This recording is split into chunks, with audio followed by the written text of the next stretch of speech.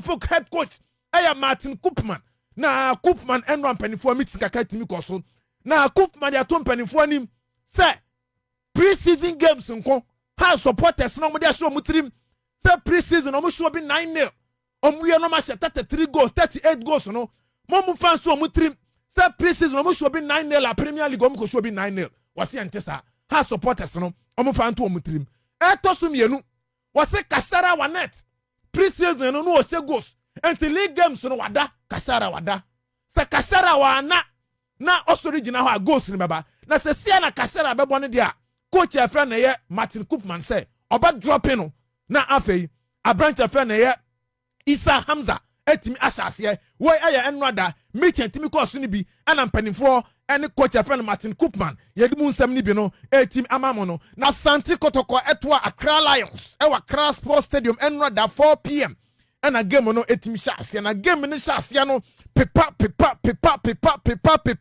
first half oh bi anse bi game no etimi akoye draw first half Accra Lions nya menu kra ni mini ball no omuni ball no possessi pa Accra Lions enrada no yes Asante Kotoko kire say yes omoni abre omo kire say league no afei no omo season no e hyase etimi edi ama omo na game ni koso na second half na coach a friend Prosper na te ogum wo hyase wotimi ye changes ni bia Kali Kwatara etimi ebe mu justice blame etimi ebe ba game ni mu na game no koso na 90+7 ana Abrante friend Kali Kwatara kone bi bae na pepa oh ye peja ball no na Kali Kwatara huri no de ni tra ball no penya 90+8 Asante Kotoko etimi asego enroda game no ko we 90+8 Asante Kotoko 1 Accra Lions 0 Kali Kwatara nenya the only goal no edema Asante Kotoko ama Asante Kotoko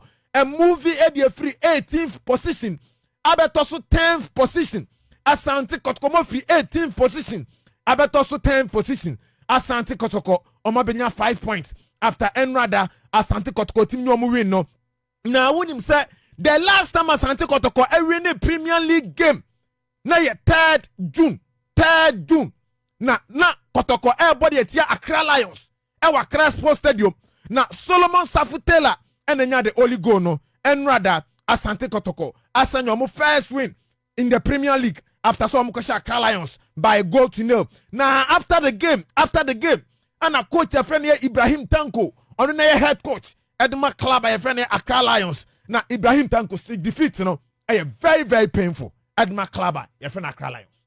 Very painful. I mean, lack of concentration. I think draw could have been a better fair result based on how the two teams play. But I mean, this is a football. One lack of concentration, I mean, costs you 3 points. It's painful. A coach, a friend Ibrahim Tanko was time na go ni buy no nyame no kura ni mini ya papa hard ni papa. Na ye bisa no say wo team yi asset chances no mu create Omuntimi nse ehawana was yes we are very very worried. Accra Lions create all the decent chances. Let's go to this channel and why you very worried. I think we just keep on training. We have to keep on training and then hope that they will start scoring. It's very painful, as I said. Definitely we don't need to lose this game. Minimum 1 point will have been better for us, but I mean that's football. All right, we a coach a friend Ibrahim Tanko and I walk asana yebisano say go now consider yan goalkeeper as we pay dodo ube blame goalkeeper na was there be yenyabotre. I can't blame him now because it's very difficult for me from here to see. If I see it on video, then I can talk about it. All right, we Ibrahim Tanko Prosper na te oguma head coach Edma Asante Kotoko na yebisano say ukosha Accra Lions no say be a difficult game.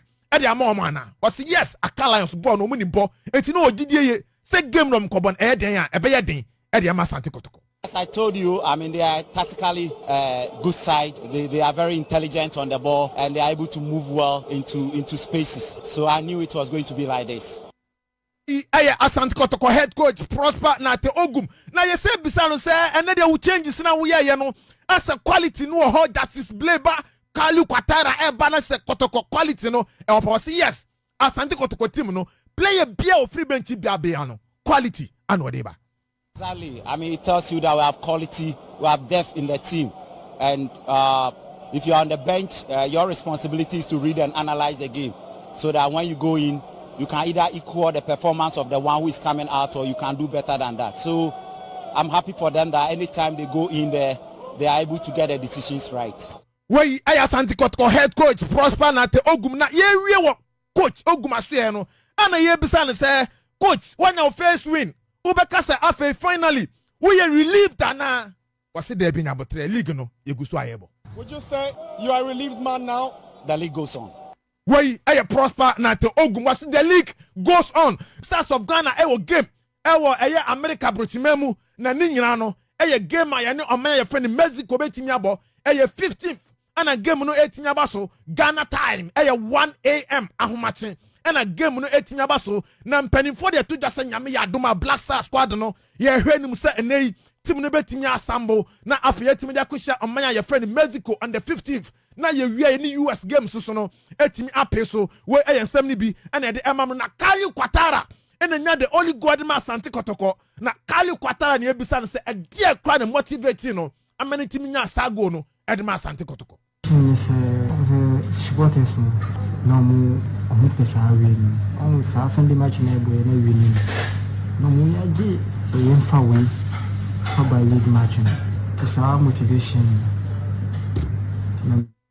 All right, we Kali Kwatara say go no Kotoko supporters no omo adia o man odemo na edi we twa to dia na ko se ka media matim ko pie mu United States of America na nka game back also mu DC United etimi adikoboni na report about say media makopie mu American embassy no ye ma omo visitors mako 13 11 players 2 officials report about say sia na be kone dia media ma game so mtum kopie mu America no DC United the winner of Ghana Premier League no ahwe ya ebia entimi emma so ye di besi ni akwa abanyame ya adoma nondu ye betena say all the latest akamu nyina no ye di nyina betimi aba Martin Koopman enkomo ho Asante Kotoko nyo first win eno mo game no na ye ba enkomo bebrebe kire Prince Owusu woten nkamidi Justice ayite kwashi Frank Sir Filippo Egobert ana afe Paulo Dybala omunyina boaye amadwumadi de timi de brem up next Nana Kwesi eni J Bonsafo